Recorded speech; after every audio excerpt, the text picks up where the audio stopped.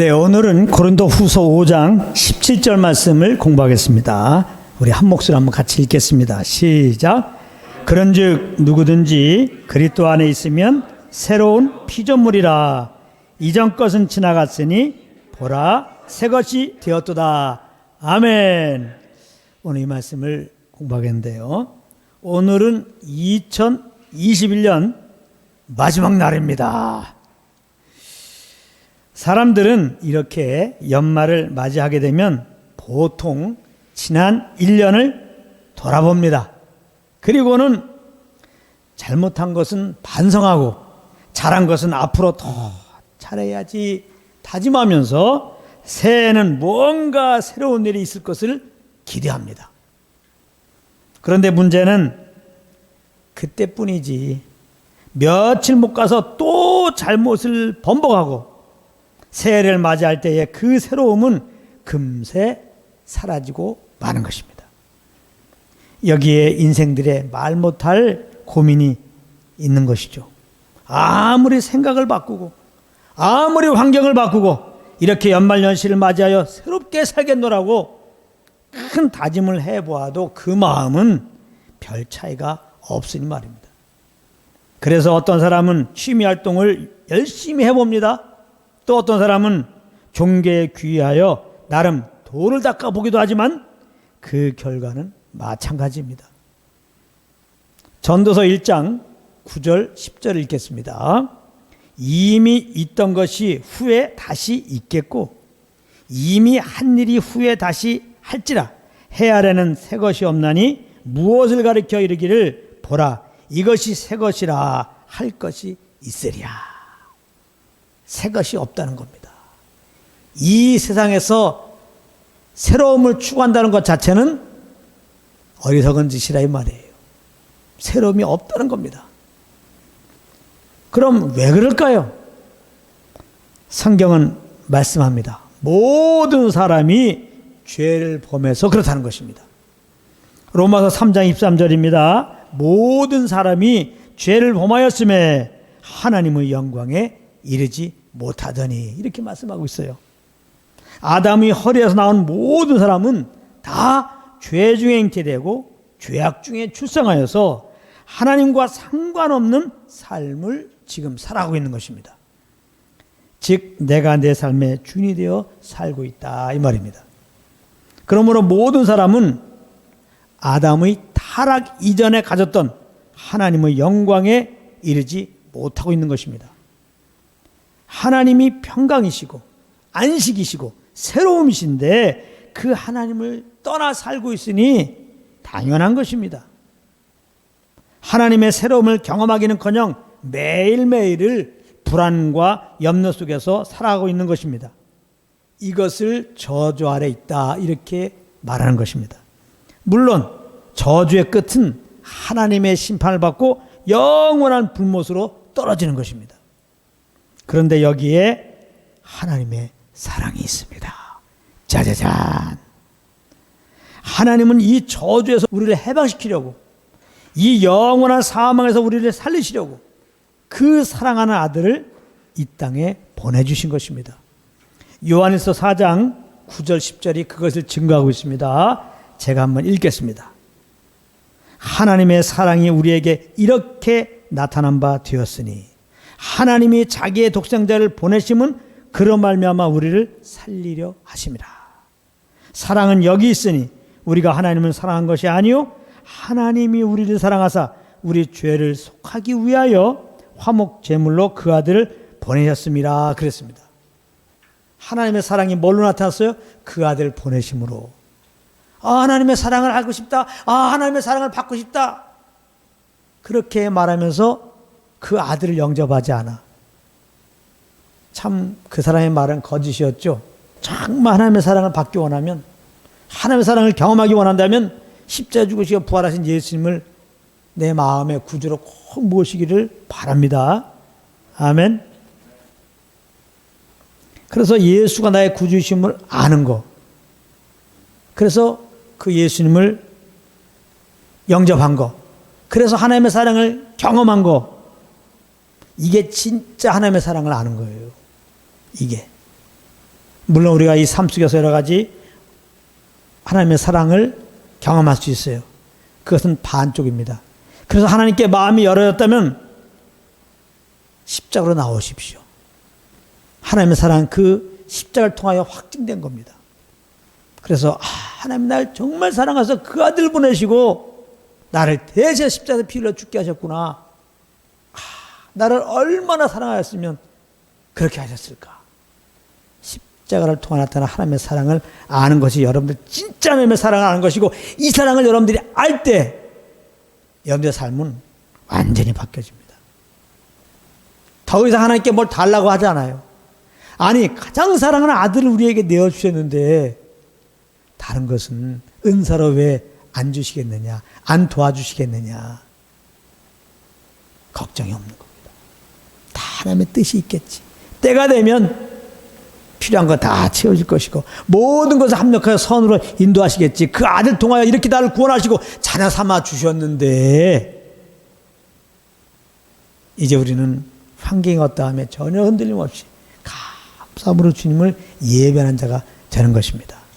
하나님의 사랑을 알므로, 그 십자가를 통해 나타난 그 확증된 하나님의 사랑을 알므로, 꼭 성령으로 말미암아 십자가를 통해 나타난 하나님의 그 사랑을 정말 아는 은혜가 이 시간도 여러분들에게 임하길 바랍니다. 그래서 하나님은 죄를 알지도 못하신 그 아들에게 우리의 죄를 짊어지게 하시고 우리 대신 대속물 삼아 십자가에서 죽이셨던 것입니다. 고린도후서 5장 21절 말씀입니다. 이거 굉장히 중요한 말씀이에요. 이런 것쯤은 암송해도 굉장히 좋습니다. 하나님이 죄를 알지도 못하신 이를 우리를 대신하여 죄로 삼으신 것은 우리로 하여금 그의 안에서 하나님의 의가 되게 하려 하심이라 그랬습니다. 그러므로 아담 안에서 사망 아래 있던 인생들이 이제 이 화목제물로 십자가에서 죽으셨다가 3일 만에 부활하신 예수님을 구주로 믿으면 죄 용서받고 영생을 얻어서 새 사람이 되는 것입니다. 이 말을 오늘 본문은 누구든지 그리스도 안에 있으면 새로운 피조물이다 이렇게 표현하고 있는 것입니다. 그리스도 안에 있는 자는 그리스도를 믿는 자를 말하는 것입니다. 그러므로 예수님을 믿으면 그 영혼은 지금 어디에 있어요? 그리스도 안에 있는 것입니다. 육신의 눈으로 보면 여전히 우리는 이 땅에 있고 예배당 안에 지금 있다고 말할 수 있지만 영어로 볼 때는 우리 모두는 지금 그리스도 안에 있는 것입니다. 육신의 눈으로 볼 때 우리는 염려 근심할 수밖에 없는 환경 가운데 있을 수 있고 오늘같이 추운 날에는 난 너무나 추워 추위 속에 있어 이럴 수 있습니다. 그래도 믿는 우리는 여전히 그리스도 안에 있는 것이니 그럼에도 불구하고 우리는 염려 대신 구원의 주님을 찬양할 수가 있는 것입니다. 성령님과 동행해 보십시오. 성령님은 항상 너는 그리스도 안에 있다 이렇게 말씀하세요. 그러니까 정신이 하는 겁니다. 성령과 동행하지 않으면 눈에 보이는 대로 감각 따라 우리가 생각하고 말하거든요. 추우면 추워 죽겠어 이런단 말이에요. 더우면 더워 죽겠어. 힘들면 힘들어 죽겠어. 장래가 안 보이면 장래가 안 보여 죽겠어. 그래서 주님을 예배하지 못합니다. 성령과 동행하면 어떤 상황에서도 너는 그리스도 안에 있노라. 너는 그리스도 안에 있어. 너는 죄에서 구원받았어. 너 하나님의 자녀야. 너 하나님의 보호 아래 있어. 하나님의 사랑 안에 있어. 하나님 너의 사정을 다 알아. 널 다 지켜주고 있어. 모든 것 내가 선호 인도하셔. 그리스도 안에 있음을 알게 되면 이런 믿음이 함께 오는 겁니다. 그래서 그리스도 안에 있음을 알게 되면은 내가 어떤 상황이 있든지 불구하고 감사 기쁨으로 또한 주님을 찬양할 수 있습니다. 그래서 사도 바울은 자신은 감옥에 있으면서도 빌립보 교인들을 향하여 이렇게 권면했는데 뭐라고 권면했습니까? 빌립보서 4장 4절입니다. 주 안에서 항상 기뻐하라. 사도 바울이 지금 감옥 안에 육신은 있지만 그 영혼은 그리스도 안에 있음을 아는 거예요. 너무나 기쁜 거야. 너무나 기쁜 거야. 그리고 빌립보 교인들 바라보니까 과연 저들이 나와 같은 기쁨 가운데 있을까? 해서 그 기쁨을 드리려고 빌립보 교인들아 형제들아 너희들 다 주 안에 있는 거다. 우리 믿음으로 그리스도 안에 있다. 기뻐하자. 기뻐하자. 항상 기뻐하자.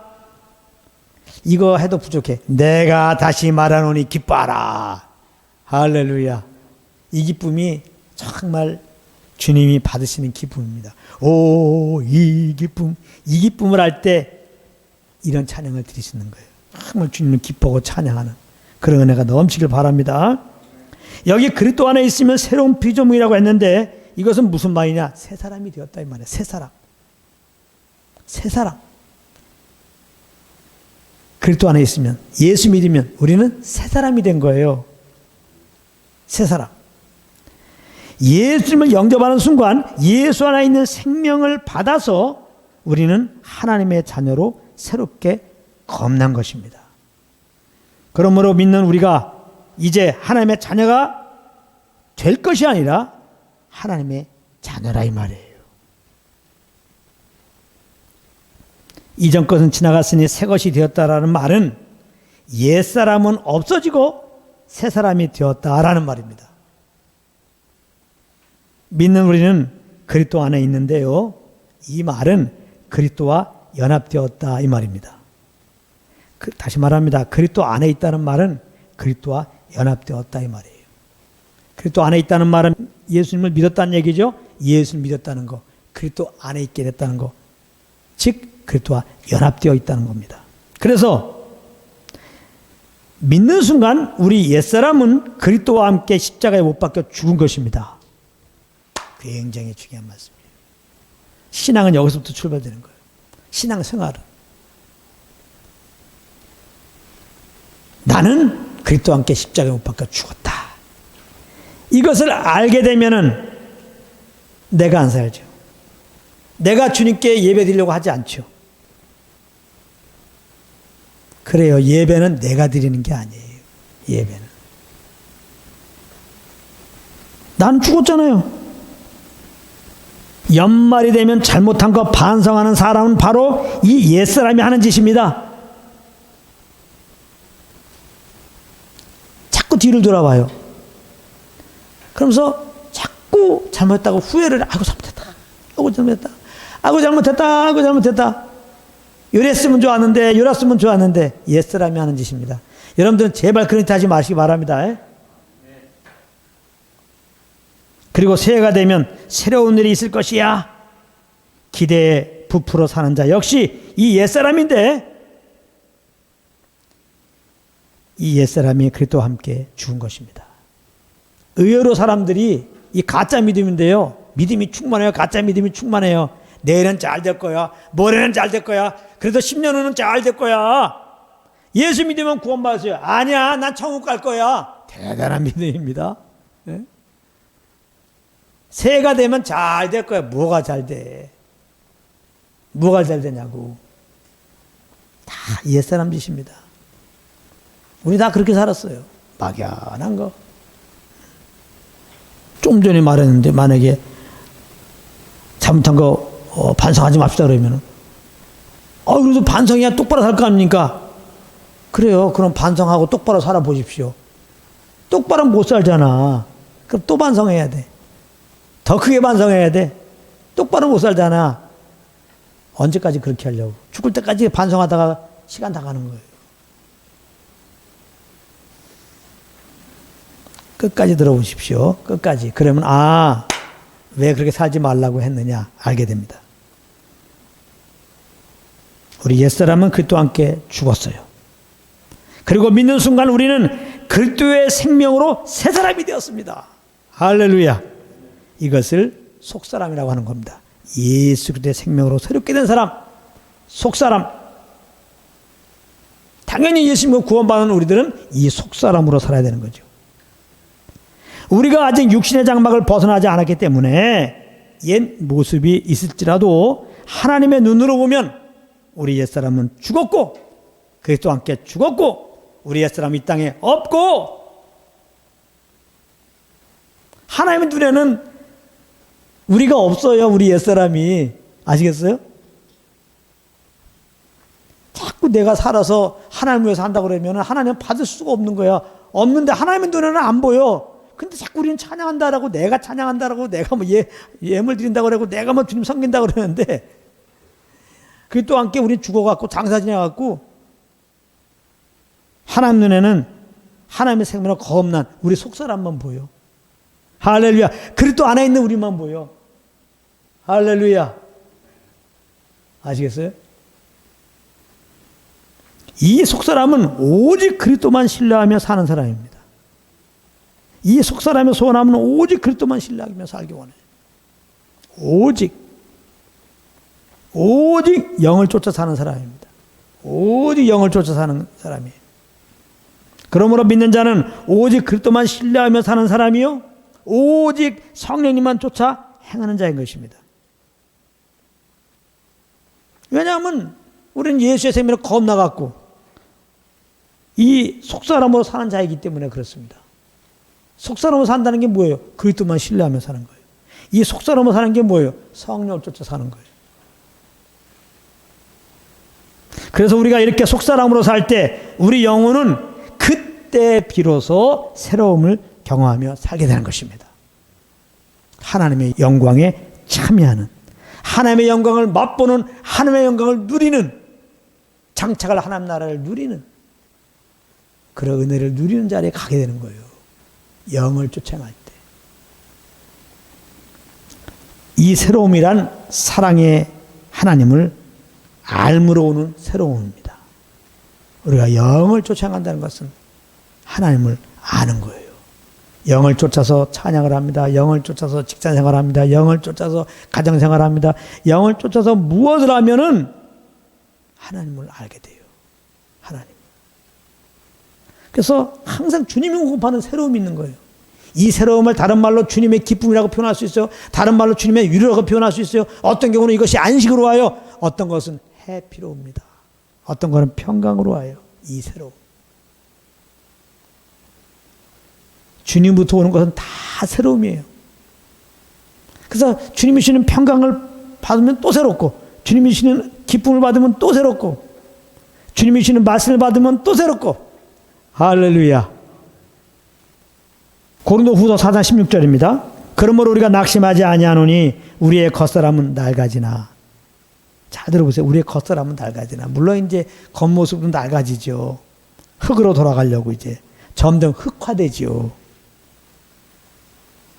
그런가 하면 우리의 심령도 흑화된다 이 말이에요. 새로운 게 없는 거예요. 새로운 게. 전도서 표현으로 말하면 일평생 수고하고 슬픔뿐이라. 이거 마음이 낡아지는 거 아니겠어요? 내음으로 사는 거. 마음이 골병 들어요. 찢어진다고요. 그러나 우리의 속사람은 날로 새로워지도다. 하늘 주님을 알므로, 주님을 알므로, 성령과 동행함으로, 주님을 알므로 날마다 새롭죠. 주님의 은혜가 새로워요. 그 사랑이 새로워요. 그 기쁨이 새로워요. 그러므로 매일 성령과 함께 하는 삶이야말로 매일매일이 연말연시의 삶이 되는 것입니다. 죄와 상관없이 주님의 새로움으로 사는 삶인 것입니다. 그러므로 아직 믿지 않으신 분들은 예수님을 그 마음의 구주로 모셔야 되는 겁니다. 꼭 그렇게 할 수 있는 은혜를 받고 그렇게 하시기를 정말 바랍니다. 그래서 그 그리스도의 생명으로 건너야지, 그렇지 않고 그 죄를 가지고 있는 육체를 따라 아무리 반성하고 새롭게 살려고 다짐한다 한들 결과는 똑같아서 한마디로 그 삶은 헛됨으로 마감되는 것입니다. 모든 것이 헛되고 헛되니 헛되고 헛되다. 그렇잖아요. 남는 게 없으니까. 눈에 보이는 대로 하면 돈이 조금 있으면, 권력 가지면 조금만 거기서 오는 그런 기쁨, 그런 의시됨, 뭔가 새로운 거 있는 것 같지만은 잠깐이죠. 잠깐입니다. 우리 모두는 죽음 앞에 서요. 죽는 날 그때 깨달을 겁니다. 아, 인생은 헛것이다. 인생의 영광은 헛것이다. 인생은 풀과 같고 그 영광은 풀의 꽃과 같다. 꽃 며칠 있습니까? 햇빛이 쨍쨍 찌면은 하루도 못 견뎌요. 아무것도 아닙니다. 거기에 에너지를 우리는 소비하고 있어요. 그 썩어 엎질 것을 막 끌어모아 또 그걸 또 의지하고 있어. 몰라서 그렇죠. 다 헛된 삶입니다. 죽음 앞에 서봐요. 다 헛된 삶인 거 깨달아져요. 인정하든 안 하든 때가 되면 죽습니다. 인정하든 안 하든 거기서 끝나는 게 아니에요. 하나님 앞에 섭니다. 거룩하신 하나님 앞에서 하나님의 기준에 입각해서 심판을 받습니다.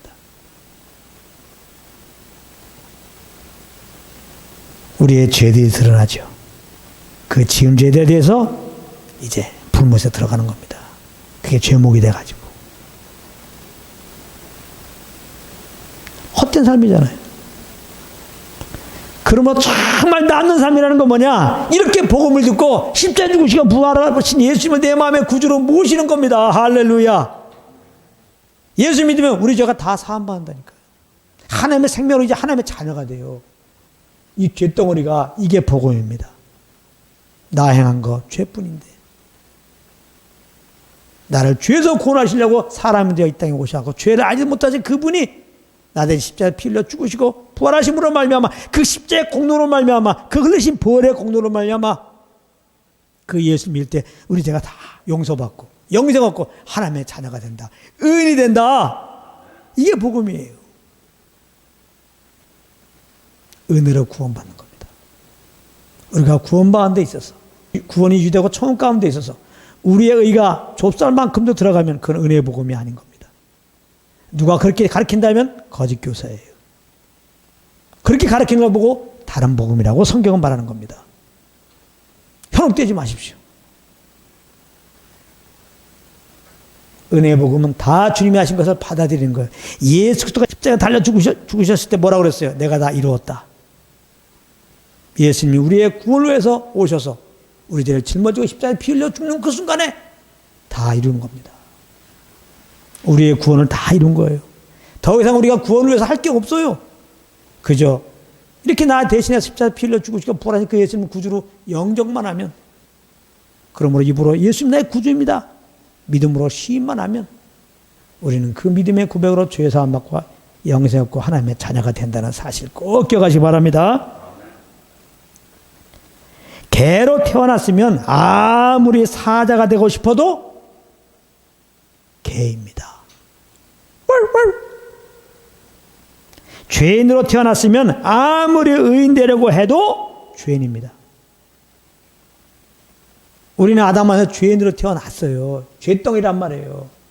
이 때문에 우리가 아무리 선한 일을 한들 아무리 돌을 닦아도 일평생 번 돈으로 이웃을 도와주더라도 죄인이란 말이에요. 그러므로 그 삶의 결국이 심판의 영원한 불못에 빠지는 것입니다. 그러므로 죄덩어리 된 인생들은 생명이 바뀌어야 돼요.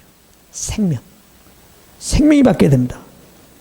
개가 사자의 생명으로 겁나지 않는 한 개는 개인 겁니다. 그러나 개가 사자의 생명으로 겁날 수 있는 확률은 제로입니다. 제로. 그런데 놀랍게도 이 죄인들이 의인으로 겁날 수 있다는 것입니다. 할렐루야. 이것이 정말 복되고 복된 소식 아닙니까? 바로 우리 죄를 위해 죽으시고 부활하신 예수를 믿으면은 누구든지 하나님의 생명으로 겁날 수 있다는 것입니다. 이것이 복음이고 이 내용이 바로 창세부터 계시록까지 우리에게 증거하고 있는 것입니다. 그러므로 성경은, 이 복음은 모든 사람들이 받을 만한 소식인 것입니다. 예수 믿으면 죄인이 의인 되는 겁니다. 예수 믿으면 마귀 자녀가 하나님의 자녀가 되는 겁니다. 할렐루야. 그러므로 믿는 우리들은 이제 이 새 사람으로 살아야 되는 것입니다. 왜? 새 사람이 되었기 때문에. 그래, 예수 믿어 죄산 받았어요. 영생 얻었어요. 하나님의 자녀가 되었어요. 그럼 뭐 어떻게 살아야 돼요? 자녀로 살아야죠. 그게 마땅한 거 아닙니까? 예수 믿기 전에는 죄인으로 태어났으니까 저렇게 죄를 범하는 거예요. 예수 믿기 전에 우리가 의로운 생명을 겁났으니까, 의로운 하나님의 자녀가 되었으니까, 새 사람이 되었으니까 새 사람으로 살아야죠. 왜 새 사람은 못 살까? 새 사람이 되었다는 걸 몰라서 그런 거예요. 오늘 말씀 듣는 가운데 난 새 사람이 되었다는 것을 아시기 바랍니다. 이거를 안다는 열매는 뭐로 나타나요? 새 사람으로 살게 돼요. 나 새 사람인가 알아요. 시험 보면 뭐 신학생인가 보지. 시험 봤는데 예수 믿고 난 새 사람 된 걸 압니다. 난 이제 마귀가 자녀가 아니고 하나님의 자녀 된 거 압니다. 근데 삶 속에서 새 사람으로 살잖아. 모르는 겁니다. 그런 걸 보고 거짓말이라고 하는 거예요. 세상은 그런 식으로 살아갈 수 있어요. 하나님 앞에서는 그런 게 안 통하는 겁니다. 그러니까 하나님 앞에는 척이 필요 없어요. 그게 또 무슨 의미가 있어요? 내가 지금 하나님의 자녀로 살지 않고 새 사람으로 살지 않고 성령을 쫓아 살지 않고 그러므로 하나님을 아는 게 없어. 하나님의 삶을 맛보는 게 없어. 정말 주님이 주는 기쁨과 평강도 없어. 근데 마치 그런 것처럼 아이고 징그러워. 아이고 징그러워. 그런데 그런 경우가 있거든요. 그걸 보고 종교라고 하는 겁니다. 항상 우리는 경계해야 돼요. 종교적인 삶을. 제가 제일 경계하는 게 종교적인 거예요. 거짓말로. 내가 목사니까 혹시 거짓말로 하지 않을까? 내가 말씀을 거짓말로 증거하게 되잖아요. 이 말씀하는 걸 내가 못 경험하고 있으면은. 그러니까 저는 복음을 벗어날 수가 없어. 전 거짓말로 전하기를 정말 싫어요. 소름 끼치는 겁니다. 차라리 잘못했습니다. 내가 주님과 동행하지 못했습니다. 하나님의 사랑을 잊었습니다. 다시금 구원의 은혜 알려주세요. 내가 정말 주님의 자녀인 것을 알겠어요. 그 간격을 겪기 원합니다. 하나님의 사랑을 정말 다시 맛보기 원합니다. 겸손하게 나가서 주님 알기를 원하시고 맛보기를 원하시고 맛보면은 그 안에 거하십시오. 그 이상도 거하지 마시고. 왜 많은 사람들이 첫사랑의 열정에 첫사랑의 그 거룩한 열정으로 이어가지 못하냐 삶이 오바 충성해서 그래요. 하나님이 오만큼 주시면은 오만큼 안에서 기도하고 오만큼 안에 찬양해야 되는데 또 우리는 열심히 특심이라 베드로같이 자기 의거든요. 잘난 척 하려고. 오만큼 받았는데 갑자기 그냥 500의 헌신을 드리니까 다 내가 하는 거죠. 근데 이게 첫사랑 때는 통해입니다. 그게 속에서부터 은혜가 받쳐주니까. 근데 내가 조금 하나님과의 교제를 못해요. 그럼 하나님의 사랑을 못 경험해요. 그런데 이제 헌신을 해놨어. 거기서 신앙이 어려워지는 겁니다. 이제 빡빡해지는 겁니다. 은혜 있을 때 베드로처럼 같이 죽겠습니다. 주님과 함께 이렇게 하겠습니다. 저렇게 하겠습니다. 그게 되나? 처음에는 은혜도 없어도 막 억지로 하려고 그래요. 막 그게 한계가 있지. 나중에 번아웃 되는 겁니다. 그래서 이런 얘기 하는 겁니다. 누가 은혜 받다 그러면 나도 옛날에 은혜 받았었는데. 그럼 또 이렇게 합니다. 첫사랑하고 돌아가고 싶어. 주님의 그 주신 은혜 있으면 그 안에 거하면 되는 거예요. 그게 첫사랑의 회복이에요. 거기서부터 출발하세요. 근데 또 왜 안 되냐? 그래갖고 이제 막 갈급해졌어, 이제. 그래갖고 또 또 주님께 막 나가갖고 은혜가 왔어. 그러면 이 첫사랑의 그 감격이 유지되지 않는 게 그 이상으로 헌신해갖고 내 의가 감이 돼서 그런 거니까 이제 어려움을 통해서 하나님이 그걸 깨닫는 거예요. 내가 남아있는 걸 내려놓고 그러니까 내가 주는 그 믿음의 분량만큼만 살아라. 근데 이걸 또 모르니까 또 은혜가 왔으니까 그동안에 죄송한 것도 있고 다시 헌신한단 말이야. 이렇게 하겠습니다. 저렇게 하겠습니다. 그러다가 두 번째 과장 넘어가요. 다시는 못 일어날 수도 있어요. 그런 사람 많아요. 왜? 말씀이 없어서. 제가 진리를 말씀드리는 겁니다. 인도자들의 책임이 큽니다.